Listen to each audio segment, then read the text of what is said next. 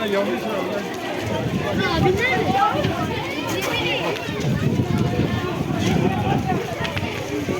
Ama sen ne çekiyorsun ki? Arı! Lan kimlerden geliyor kimlerden?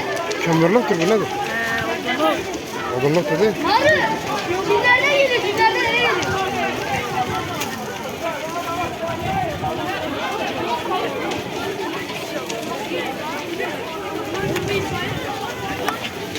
Yaklaşma çok.